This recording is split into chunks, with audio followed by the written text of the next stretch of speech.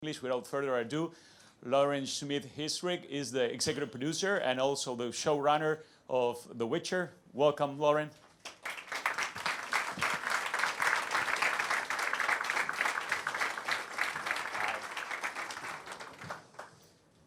And now we're going to introduce leading man and also The Witcher himself, Mr. Henry Cavill.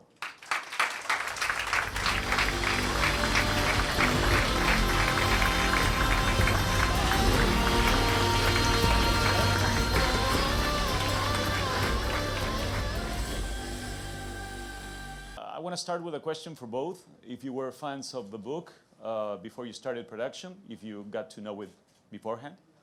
No, I had read The Last Wish before Netflix, before I even knew that Netflix was making a series out of it, and I fell in love with it. So then as soon as I got the series, I read everything else. What was it about it that you liked, or were you drawn into to say, this is the biggest show I'm going to work in and the thing I want to do for the next years? I mean, when I read The Last Wish, I never ever thought that I would be the person to adapt it. There's such amazing stories. I really fell in love with the world building there, with sort of the foundation of the world of The Witcher and the politics and the characters and Geralt's adventures. But I didn't, at that point, in any way think that I should be the person to write it.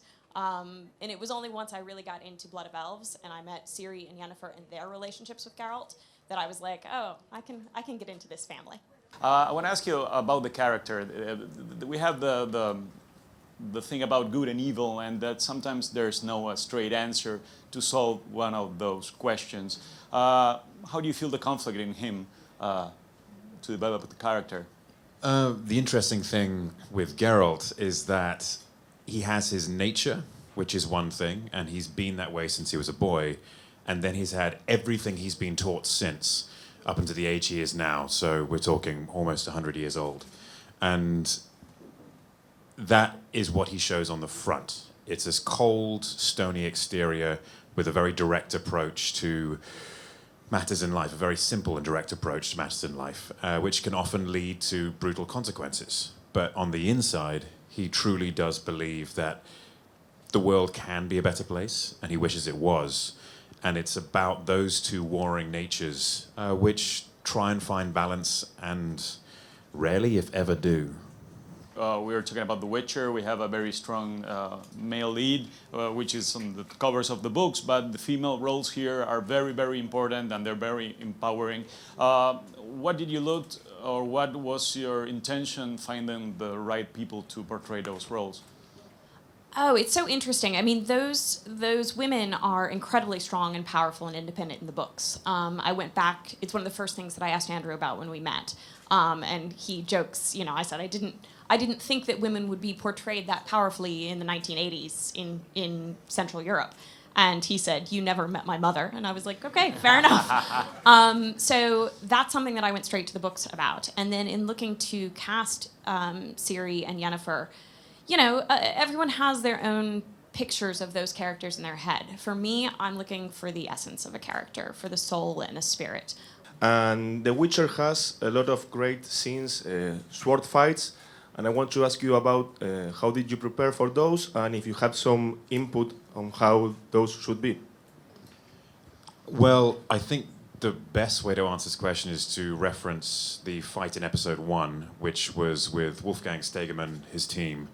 And that we, the three, Wolfgang, myself, and his team actually designed those fights because the episode 1 fight is so important to set the tone of who Geralt is. And for me, it's always been vital that a character exists within the action, that it's not just fantastic writing with acting, and then you have a completely separate action beat which feels disconnected and disjointed from the story, and then you go back into the acting stuff afterwards. For Wolfgang, myself, and Lauren, it was very important that the story continues through the action from the last bit of dialogue all the way through to the end of the episode.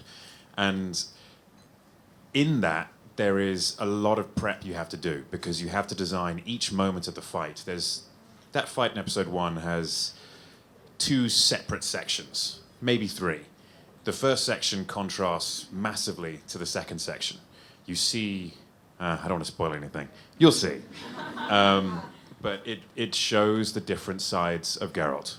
And ultimately, that thing we were talking about earlier, which is he makes decisions which you may or may not agree with. Hello, I'm Afonso from Brazil, Jovem Nerd. And I know that you are a big fan of the saga, the Witcher saga. So what came first, the games or the books? And did you reread the books, replayed? How was your preparation for the content, I mean? I was initially a fan of the games, PC gamer for most of my life. And then when I had my first meeting with Lauren actually informed me that the games was based on the books. Like a lot of people out there, I did not know that. And because I saw the book covers, and all the book covers were based on the game's art, and so I just figured it was novels which were based on game stories, sort of little side novels. They are not. Sapkowski wrote the books first. And when I read those, I realized the depth of the world and where a lot of CG Projekt Red's genius came from. It came from this world that Sapkowski built. And it's extraordinary. I love those books. I've read most of them twice, and I'm doing another read-through as well. I'm probably going to find myself reading them a few times over the years, I'd say. And the games I've played through, well, Witcher 3, I've played through 2.5 times. Henry, I would like to know what was the thing you most like about the character that made you want to play it, besides being a fan of the video game? I think it's the dichotomy that he is. The White Knight on the inside and the stony exterior do what's necessary on the outside. It's not a simple hero. It's not just a hero which is always going to do the right thing. The hero often does something which, even if it's right, it tends to be frowned upon enormously because, I don't know, a lot of people died in the process, and he came out fine.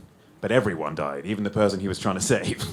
And so that's what I find interesting, the way he deals with that, and the way even if he's not necessarily passing on a good message immediately, you know deep down he's trying.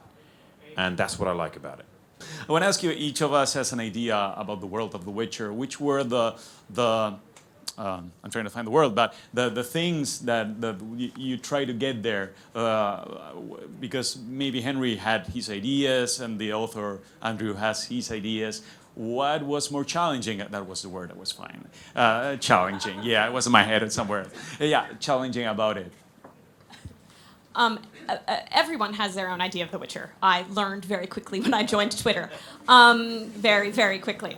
No, the books are my source. And so I go back to them again and again and again. And that's what I have to try to stay true to. In any adaptation, though, you have to make changes. And this is something that we've sort of been saying from the beginning, is that what always works in a novel doesn't necessarily work on television. There are things we have to omit. We only have 8 hours to tell this story at the beginning. So I would go back to the books, but to me, television is also a collaboration. And one of the best things of working with Henry on Geralt, for instance, is I've written a lot of words on a page. And in my mind, I have exactly what Geralt looks like and how he sounds and what he would say to Roach. And then I have to trust the talent that is joining me. And I have to hand it over, and it has to become our character, not mine. And that's what's so great about television, is that there are always ideas that can make yours better, and you have to be open to them. Hello. A question for both of you. You, Ms. Laurie, as a showrunner, and you, Henry, as an actor, and also a storyteller, both of you. Simple question, but maybe not simple answer. We're talking about many books, a really dense world, many stories, many lore, many backgrounds. So what was the most difficult aspect to adapt this as a show? Looking forward to many more seasons, hopefully, but also with a limited quantity of episodes right now to tell. And Henry, basically the same question, but as to play the character or make your own version of the character. Thank you. To me, when you're creating a character who's been existing in the world for a long time, Geralt is, when we meet him, about 70 years old, maybe. He's been a Witcher for a very long time. And he has a certain way of doing things. He has a certain way of thinking about things. The way that he views the world is very secure and set.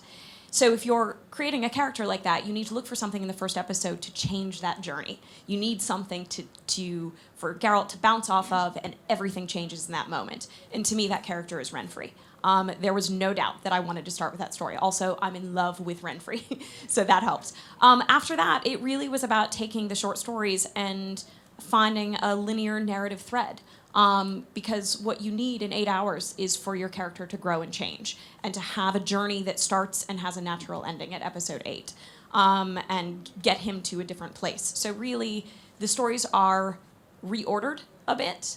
I think it'll be interesting for audiences to see the order in which we're telling the stories, but I think it will make a lot of sense when you watch it to see how Geralt specifically grows and changes from every adventure. You look a very objective-driven person. I mean, like, you set a goal and you go there. So yeah, it was just about being persistent. And then I believe when Lauren finally heard that, oh, by the way, there's this guy who won't stop calling, I think you should probably meet him before we run out of phone lines. And then we got to meet. We had a lovely chat about it. And Lauren said, look, at this stage, it's still such an early stage that I can't give you any kind of answer. And then it all sort of went quite quiet because they were going through their casting process. And it was 7 weeks later, something like that. 7 weeks later, I get the call and they were asking if I would audition. And I was on holiday at the time, and I was like, right, yes, where do I need to go? And we all flew to New York and met there. All four of us, Henry, myself, Sophie Holland, our casting director, and Alex Sakharov, our director, none of us were in New York, and we all flew there for 24 hours. And we sat down, and it was such an incredible meeting because it was Henry read as Geralt, which was a joy to hear. And, you know, you do that thing in the room where all three of us are kind of looking at each other like, this is great. But then we sat and actually just talked even longer. You know, we started talking about hair and eye color, and I mean, really getting into the details, and stunts, you know, that Henry would want to do all of his own stunts. And it was such a great meeting, and we left knowing that we had our Geralt. Hi, Henry. Hi, Lauren. Welcome to Argentina. Well, Geralt is powerful. He has a big presence. He's some kind of an outcast. He doesn't have a homeland. So I want to ask you, which is the kryptonite of this character? His weakness is, it's probably his capacity to love. A witch's role is not to love. It is to kill and to get money. Why do you think that we still need, as a society, this type of heroes? As a thinker. I think we need these type of stories. I think we need fantasy right now. And I think the biggest misconception about fantasy is that it's pure escapism. That you want to go into a fantasy story and forget yourself and forget your own life. There are aspects of that, and there are certainly aspects of that in The Witcher. There are monsters and magic that are delicious and delightful to experience. But what I think we need is a fake world that reflects our own sometimes. And I think there are things in our current world that are too painful to think about or too big to think about. And yet, if you start to see, even in the most minor way, those stories reflected back at you in fantasy in a world that doesn't look like yours, it forces you to think.